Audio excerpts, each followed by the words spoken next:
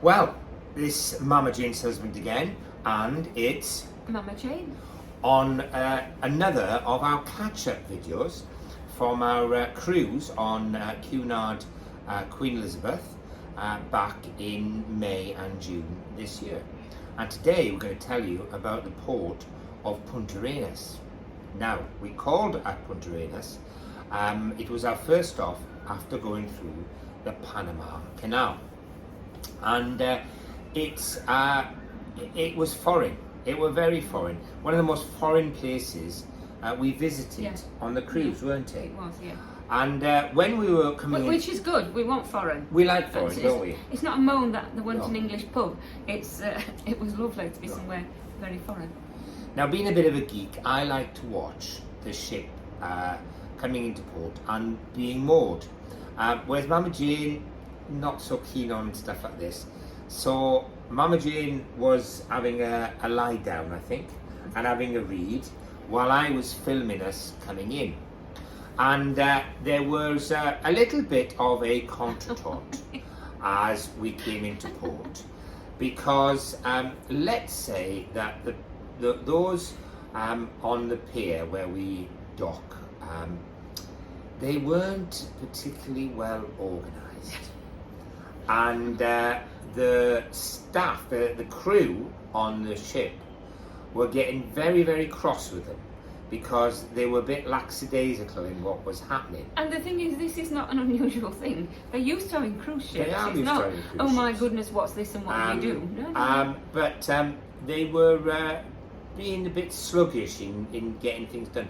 So much so that in the end, one of the crew members got fed up of waiting and just hurled one of the big ropes that they use for tying up the boat at the group on the side. So they woke up then when they got one of these huge ropes around the back of their head. I'm not sure where health and safety came into this. this. I think they were the crew was so cross. I think health and safety went out the window. Yeah. So it was quite amusing to watch, because I've watched quite a few times when we've moored a cruise ship. This was unique because of the lack of cooperation between those on land and those on the ship, and it was clearly those on land that were at fault. We call it port side. Port side.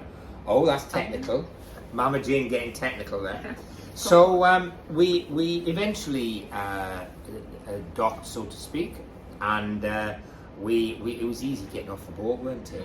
And we went on a short trip, didn't we? And what was I don't know about you, but I thought it was a long short trip through the country, a lot of driving to where we were going. And what did you make of it? The place is very green. It's a rainforest.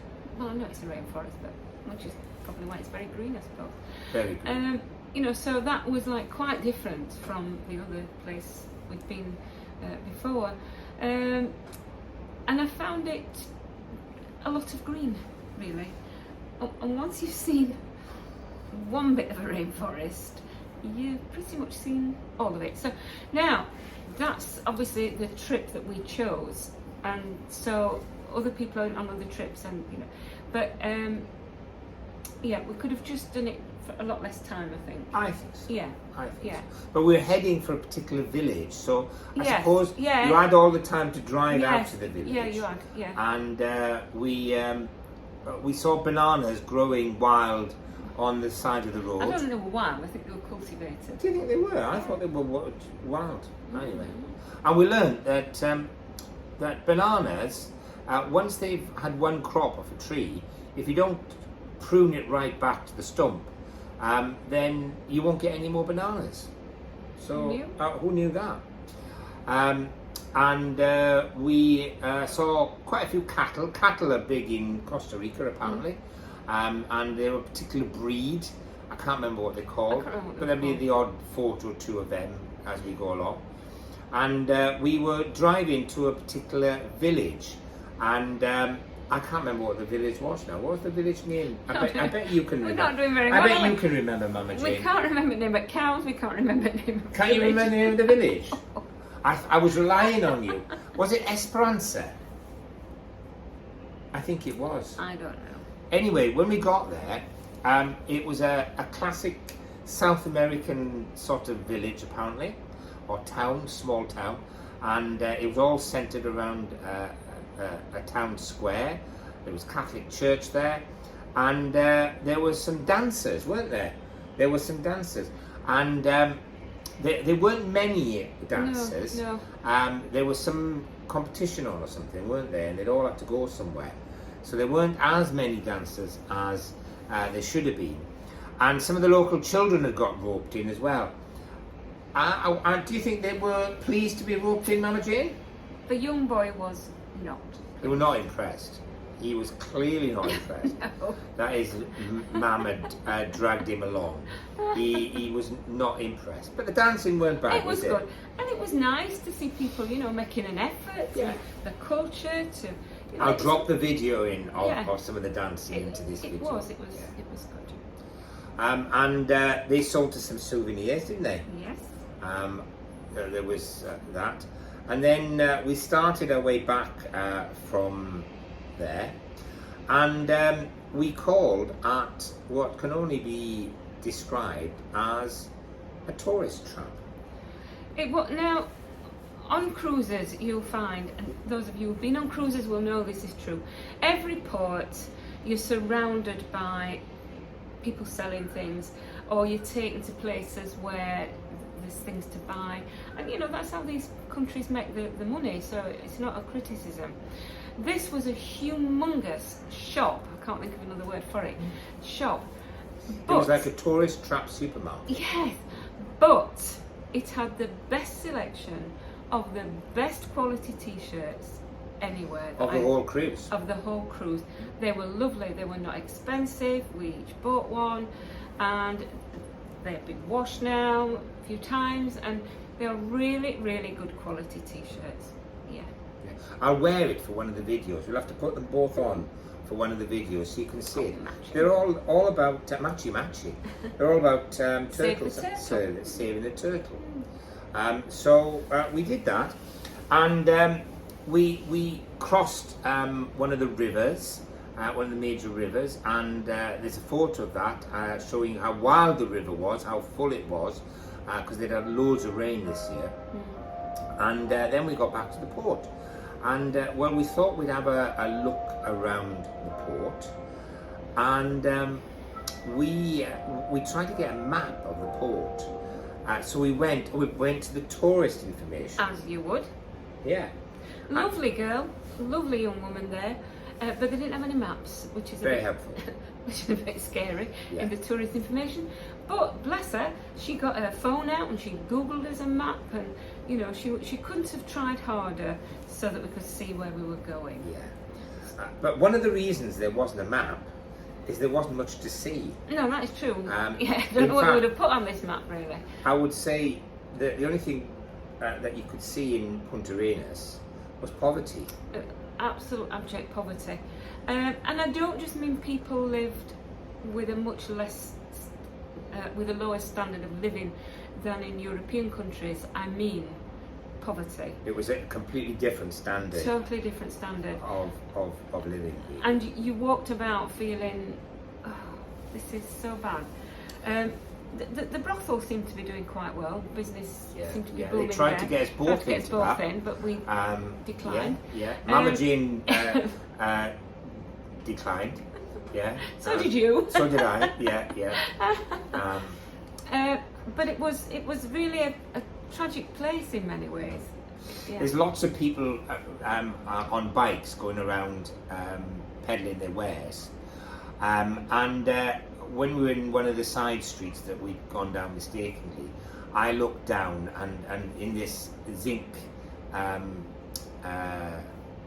courtyard, there were lots of little like one room places where all made out of zinc, and there were a bed in each, and there was a bike, and on some of them because they were having a rest. But clearly what they did is they lived here, they went out on the bike peddling the wares and they slept there. And that was their existence, and they were minute areas they had to live in, and there would have been about 10 of them in this small courtyard. And also, for a place that was quite warm and humid, it was all made out of zinc, which again, it must have been like a cooker when the temperature got hot. So there wasn't much to see in Puntarenas, I would say. There was some bars on the beach, and we did in fact go to one of them, didn't we? And we had a local drink called a Churchill, and I think it was my Mama Jane's favourite. Was it, Mama Jane?